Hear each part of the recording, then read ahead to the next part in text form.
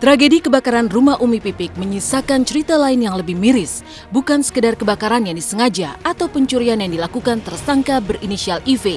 Bahkan menurut kabar, IV sesungguhnya berniat ingin menghabisi nyawa istri almarhum Ustadz Jeffrey Al-Bukhari itu karena sakit hati. Benarkah IV setega itu?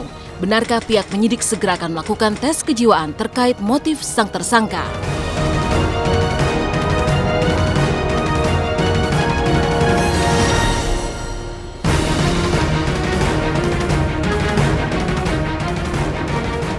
Azan bukan jam 3. Azan ya? Iya, subuh. lagi duduk di depan. Azan subuh. Iya, saya kan biasanya di dalam terus, cuma lagi nongkrong di situ. Saya kirain maling, teman saya soalnya kabur semua berdua. Kata saya ada apaan? Ada maling. Jadi saya kabur. Pas itu saya lihat ada Om Topik keluar. Ngapa Om? Rumah kebakar. Langsung saya kesini. Pas Pomat kalau nggak tahu. Berapa mobil damkar tadi Mas? Hah? Berapa mobil damkar? Mobil 3. Iya, kalau faktor sakit hatinya hanya seperti itu saja, seandainya saya nggak bangun, berapa nyawa yang akan hilang saat itu?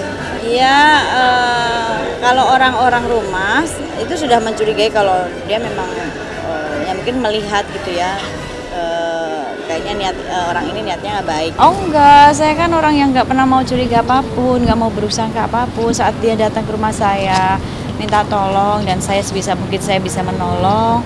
Saya menganggap itu baik, ya sudah. Tapi kan ternyata kebaikan itu kan disalah artikan. Kejadian Pipik sama anak-anaknya, rumah kediamannya itu kebakaran. Umi sedihnya juga banyak barang-barang almarhum. Terus juga tempat Umi ngobrol di situ, makan di situ, bareng di situ. Maka Umi selama belum meninggal itu nggak berani lihat ke atas, ke lantai 2. Selama 40 malam juga Umi dibawa aja. Kenapa nggak tega lihat anak Umi pas melihat di TV ditayangin kamar mandi UJ udah pada hitam, ya Allah. Dulu anak Umi suka kamar mandi apa di situ, tempat tidur sampai habis, sampai tinggal bekasnya doang gitu Umi. Untuk psikotes atau tes psikologi memang rencana akan kita lakukan. Lusa mungkin, udah kita jadwalkan, surat udah kita bikin kepada psikologi, bagian psikologi Polda.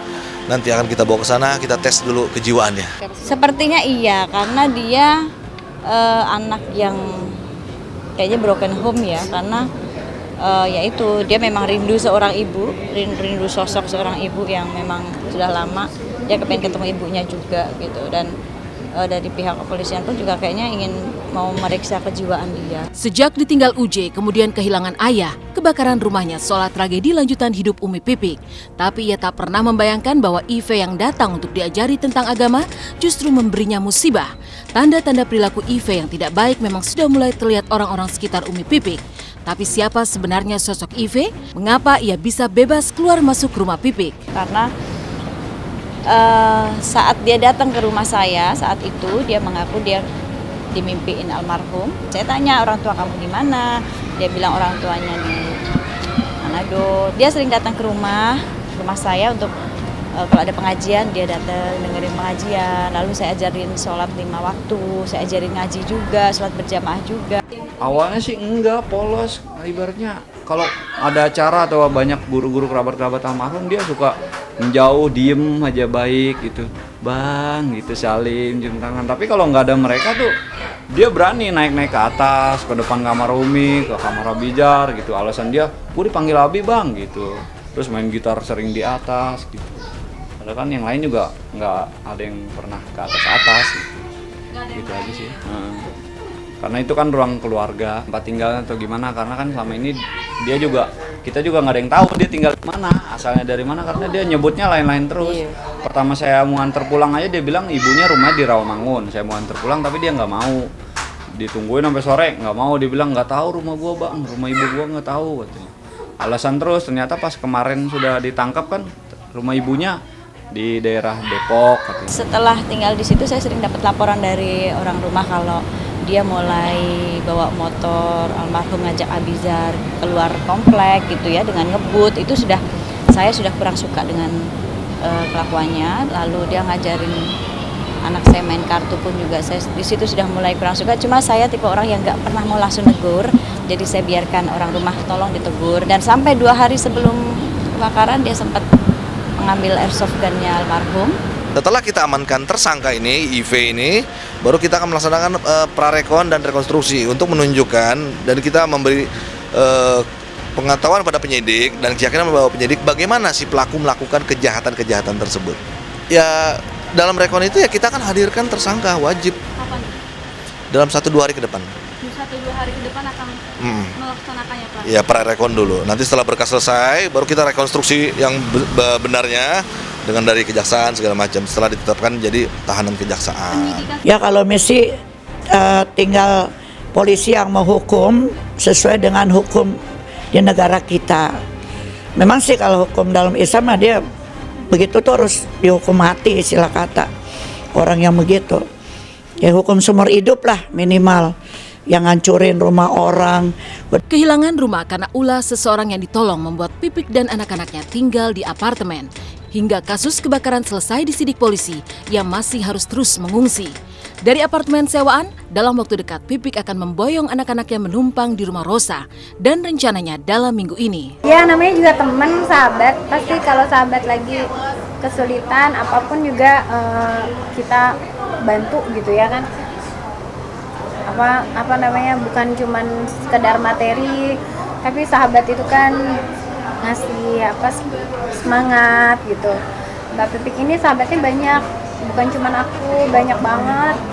Malahan banyak yang lebih ngurusin Mbak Pipik lagi. Kebetulan aku memang mau pindah rumah, jadi rumah yang aku pakai sekarang itu ya makanya aku tawarkan sama Mbak Pipik kalau mau tinggal di situ sama anak-anak.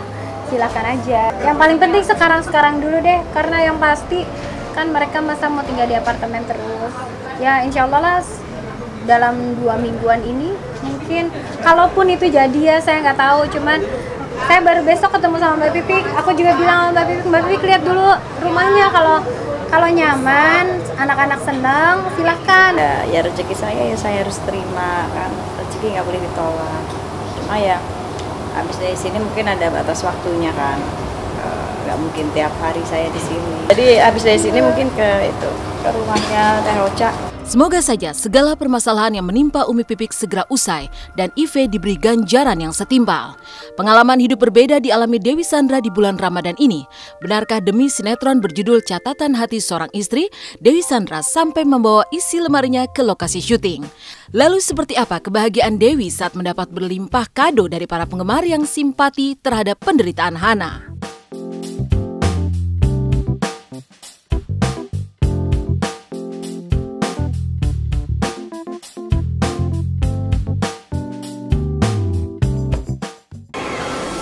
Pipik tak pernah menyangka pria berinisial IV yang ia tolong bala tega membakar rumahnya.